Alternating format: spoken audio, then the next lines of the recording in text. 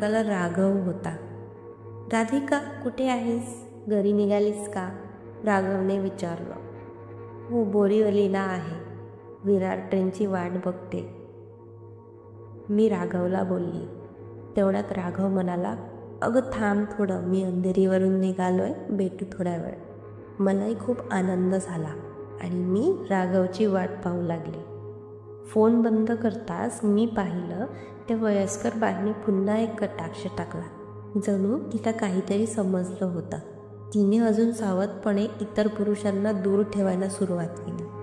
एखाद्या अनोळखी व्यक्तीकडून असा अदृश्य संरक्षण कवच मिळणं हा अनुभव वेगळाच होता माझ्यासाठी.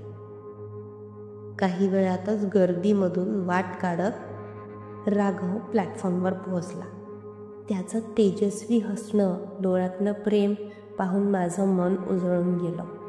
राघव माझ्या जवळ बसला. मला वाटलं आता ही राघववर पण ओरडणार, पण का माहीत नाही, तिने सुरुवातीला त्याच्याकडे पण खूप रागाने पाहिलं. त्याला पण ओरडणार. तेवढ्यात त्याने तिला काकू काही खाणार का म्हणून डब्यातलं जेवण ऑफर केलं.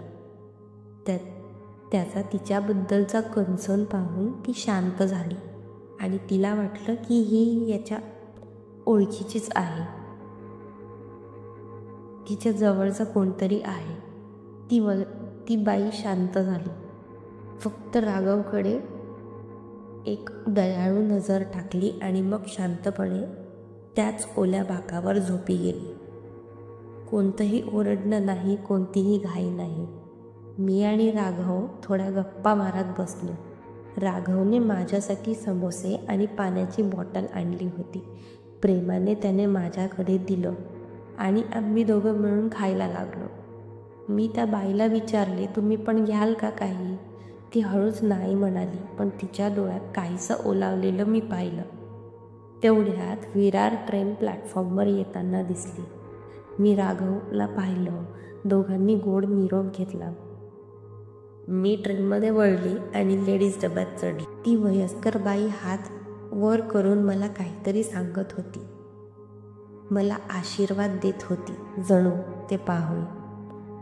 त्या एका क्षणात माझ्या डोळ्यातून टपोऱ्या अश्रूंच्या धारा वाहायला लागल्या. आजची स्टोरी कशी वाटली तुम्हाला?